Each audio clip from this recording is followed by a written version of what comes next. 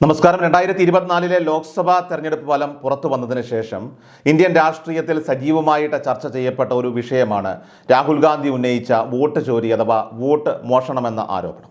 കേവലം ഒരു രാഷ്ട്രീയ വിമർശനത്തിനപ്പുറം ഈ ആരോപണങ്ങൾ ഗുരുതരമായിട്ടുള്ള തെരഞ്ഞെടുപ്പ് ക്രമക്കേടുകളിലേക്കാണ് ഇപ്പോൾ വിരൽ ചൂണ്ടുന്നത്.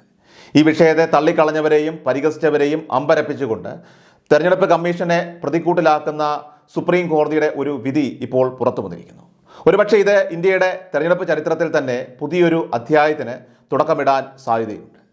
തെരഞ്ഞെടുപ്പ് കമ്മീഷനെയും BJP സർക്കാരിനെയും പ്രധാനമന്ത്രി നരേന്ദ്രമോദിയെയും ഒക്കെ തന്നെ പ്രതിരോധത്തിലാക്കിയ ഈ ഒരു നീക്കം രാജ്യമെമ്പാടും വലിയ രീതിയിലുള്ള ചർച്ചകൾക്ക് വഴിവെച്ചിരുന്നു. മുൻപ് ഭാരത് ജോഡോ യാത്ര നടത്തിയ ആ ഒരു ഘട്ടത്തിൽ പോലും രാഹുൽ ഗാന്ധിയെ പപ്പുമോൻ എന്നൊക്കെ വിളിച്ച് അധിക്ഷേപിച്ചവർ, പരിഹസിച്ചവർക്ക് 400 സീറ്റിലധികം സീറ്റുകളൊക്കെ നേടുമെന്നൊക്കെ തന്നെ പ്രഖ്യാപിച്ച BJPയെ സംബന്ധിച്ച് കേവല ഭൂരിപക്ഷം പോലും നേടാൻ കഴിയാതെ പോയത് അത് കണ്ട് അന്തം വിട്ടു നിൽക്കേണ്ട ഗതികേടാണ് അവർക്കുണ്ടായത്. നിലവിൽ സഖ്യകക്ഷികളുടെയൊക്കെ പിന്തുണയോടെ മാത്രമാണ് മോദി സർക്കാർ ഇപ്പോൾ ഭരണം നിലനിർത്തുന്നത്.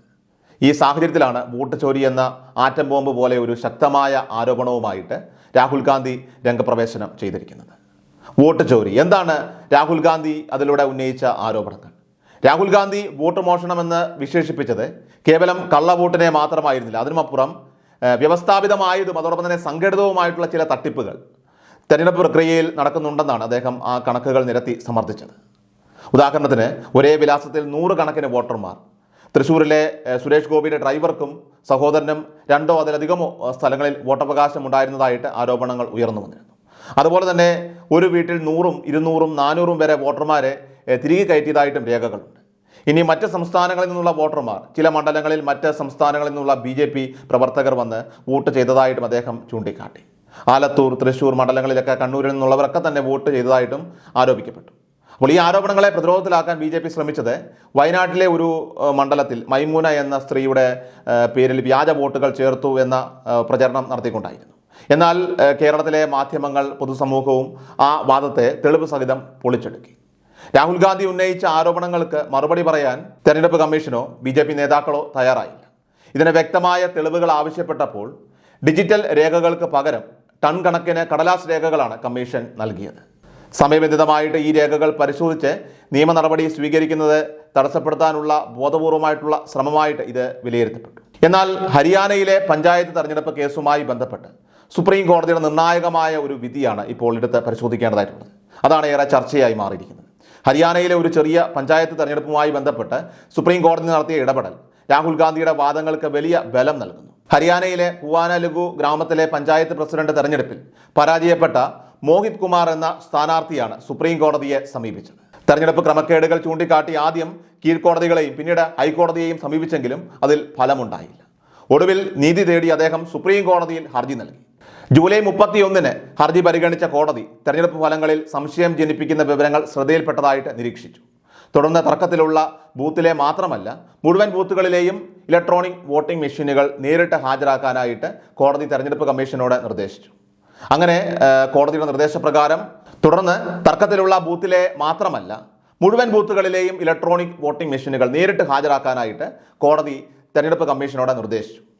അങ്ങനെ കോടതിയുടെ നിർദ്ദേശപ്രകാരം കോടതി പരിസരത്ത് വെച്ച് തന്നെ വോട്ടെണ്ണൽ വീണ്ടും നടന്നു. അതോടെ തെരഞ്ഞെടുപ്പ് കമ്മീഷൻ വിജയിയായിട്ട് പ്രഖ്യാപിച്ച സ്ഥാനാർത്ഥി കുൽദീപ് സിംഗ് അവിടെ പരാജയപ്പെട്ടു. പകരം 1051 വോട്ടുകൾ നേടി മോഹിത് കുമാർ വിജയിയായി പ്രഖ്യാപിക്കപ്പെട്ടു. തെരഞ്ഞെടുപ്പ് കമ്മീഷന്റെ ഔദ്യോഗിക ഫലം റദ്ദാക്കി ഒരു തെരഞ്ഞെടുപ്പിൽ പുതിയ വിജയിയെ പ്രഖ്യാപിക്കുന്നത് ഇന്ത്യയുടെ ചരിത്രത്തിൽ തന്നെ ഇപ്പോൾ ആദ്യമായിട്ടാണ്. ഇത് തെരഞ്ഞെടുപ്പ് കമ്മീഷന്റെ വിശ്വാസ്യതയെ വലിയ തോതിൽ തന്നെ ചോദ്യം ചെയ്യുന്നു. അതോടൊപ്പം തന്നെ ജുഡീഷ്യറിക്ക് തെരഞ്ഞെടുപ്പ് പ്രക്രിയയിൽ ഇടപെടാനും ക്രമക്കേടുകൾ തിരുത്താനും സാധിക്കുമെന്നുള്ള ശക്തമായിട്ടുള്ള ഒരു സന്ദേശവും ഈ വിധി നൽകുന്നുണ്ട്. ഇത് രാഹുൽ ഗാന്ധിക്കും അതോടൊപ്പം തന്നെ ഇന്ത്യ മുന്നണിക്കും നൽകുന്ന ആത്മവിശ്വാസം ചില്ലറയല്ല. തെരഞ്ഞെടുപ്പ് കമ്മീഷൻ അവസാന വാക്കാണ്. അതിനു മുകളിൽ ആർക്കും ഒന്നും ചെയ്യാൻ കഴിയില്ല എന്ന മട്ടിൽ BJP നേതാക്കൾ നടത്തിയ പ്രസ്താവനകൾക്ക് ഈ വിധി ഒരു തിരിച്ചടിയാണ്. ഈ വിധിക്ക് സമാനമായിട്ട് ബീഹാറിൽ വോട്ടർ പട്ടികയിൽ നിന്ന് 65 ലക്ഷത്തോളം വോട്ടർമാരെ ഒഴിവാക്കിയതുമായി ബന്ധപ്പെട്ട് തെരഞ്ഞെടുപ്പ് കമ്മീഷനോട് സുപ്രീം കോടതി വിശദീകരണം തേടിയിട്ടുണ്ട്. ഇത് ജുഡീഷ്യറിയുടെ ശക്തമായ നിലപാടുകളെയാണ് വ്യക്തമാക്കുന്നത്. രാഹുൽ ഗാന്ധി നടത്തിയ വോട്ട് ചോരി ആരോപണങ്ങളെ തള്ളിക്കളഞ്ഞ BJP അദ്ദേഹത്തിൻ്റെ ചോദ്യങ്ങൾക്ക് നേരിട്ട് മറുപടി പറയാൻ ഇനിയും തയ്യാറായിട്ടില്ല. പ്രധാനമന്ത്രി നരേന്ദ്രമോദിയോ കേന്ദ്ര ആഭ്യന്തരമന്ത്രി അമിത്ഷായോ ഇതുവരെ ഈ വിഷയത്തിൽ പരസ്യ പ്രതികരണം നടത്തിയിട്ടില്ല.